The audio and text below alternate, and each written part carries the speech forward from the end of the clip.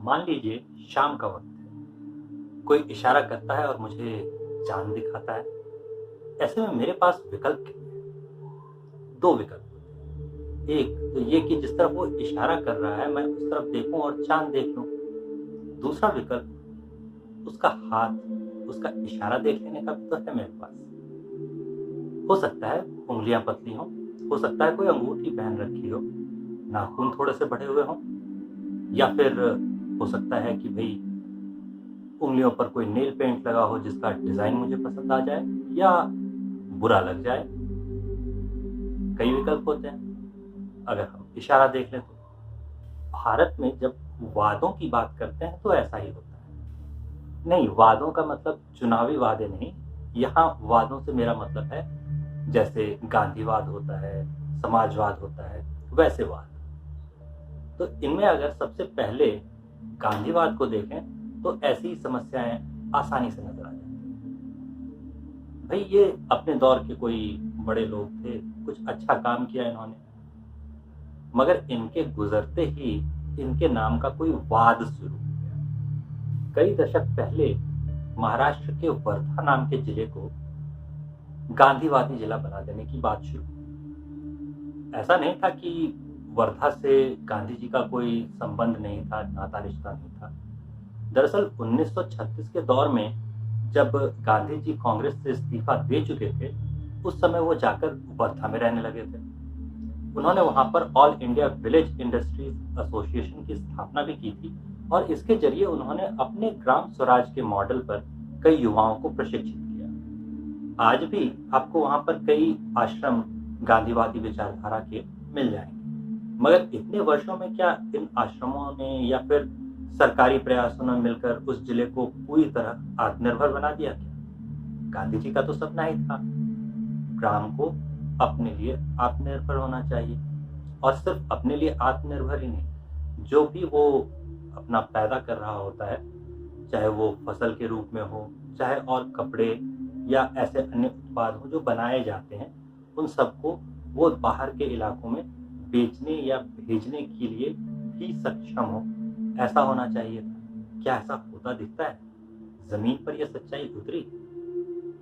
तो 1936 के दौर में गांधी जी जिस कांग्रेस को छोड़कर चले गए थे, उन कांग्रेसियों को करीब 50-60 साल बाद 1980 के दौर में याद आने लगा कि गांधी जी के जिले को अब गांधीवादी जिला बना दिया जाए। ये प्रयास इतना हास्यास्पद था कि उसी दौर में शरद जोशी जैसे लोगों ने इस पर व्यंग लिखने भी शुरू कर दिए थे। हास्यास्पद क्यों था?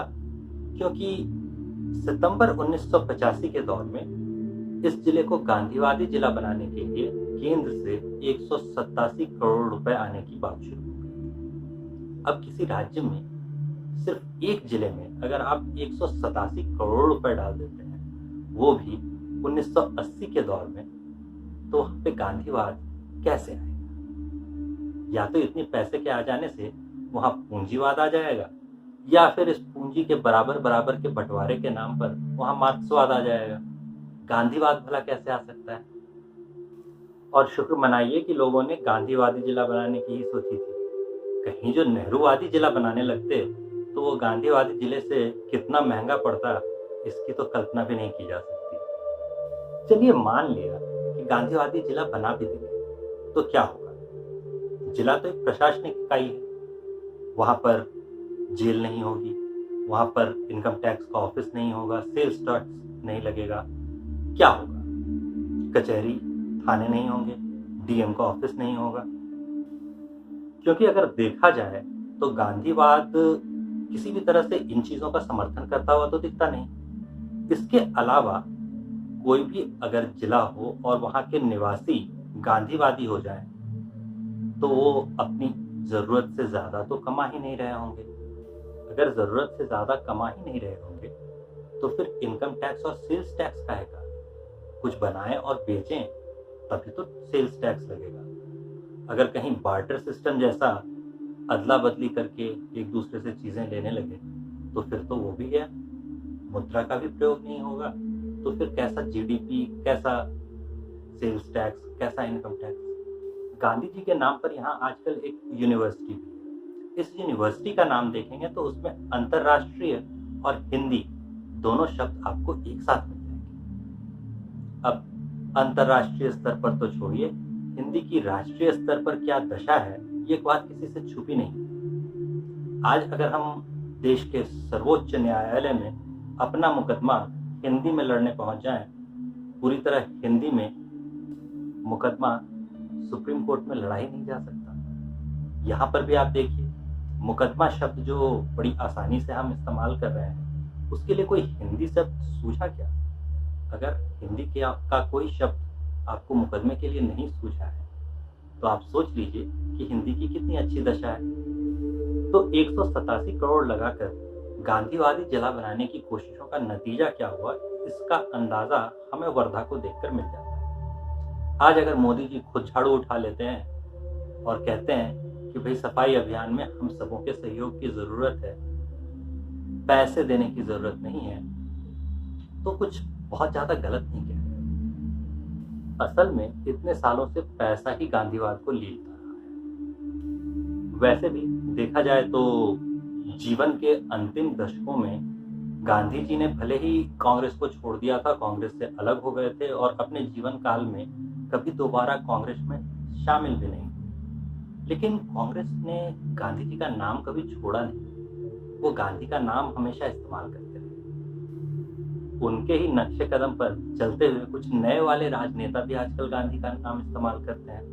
हालांकि अगर पार्टी पॉलिटिक्स के हिसाब से देखा जाए तो उनका भी गांधी जी से संबंध थोड़ा दूर का ही बनता है। गांधी नाम की माला जपते हुए ये नए वाले जो राजनेता होते हैं, ये गांव को गोद ले लेने की बात करते हैं। ऐसा नहीं है कि उन्होंने प्रयास नहीं किए, अपनी तरफ से उन्होंने पहले तो गांव में साफ सफाई के लिए शौचालय बनवाने शुरू कर दिए, और शौचालय भी ऐसे नहीं बनवाने शुरू किए। शौचालय की बात उन्होंने सीधे सीधे लाल किले से जाकर कह दी। अब बताइए भला, कोई प्रधानमंत्री लाल किले से अपने भाषण में शौचालय की बात करता है? कितनी गलत बात है। छी छी छी। लेकिन खैर चलिए, शौचालय बन रहे हैं तो अच्छी बात है, हम इसे गांधीवाद मान लेंगे, क्योंकि शौचालय बनने से सर पर मैला ढोने की जो प्रथा थी, कम से कम वो तो चली जाती है। खुले में शौच करने से साफ सफाई जो बिगड़ती थी, उसमें भी थोड़ी कमी आती है, और स्वच्छता भी गांधी जी का एक सपना था।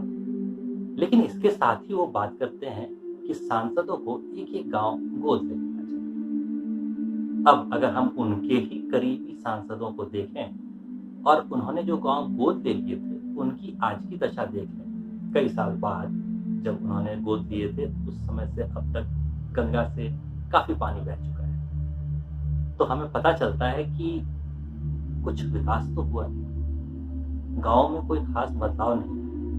उन गांवों को जिन्होंने गोद लिया था, उन सांसदों की जो निजी आय थी, उसका लेखा जोखा अगर आप देखेंगे तो वो आपको जरूर बदलता हुआ दिखेगा। लेकिन अगर उन गांवों की दशा देख लें जिन गांवों को उन्होंने गोद लिया था, तो उसमें कितना परिवर्तन आया है, ये तय करना थोड़ा सा मुश्किल हो जाएगा।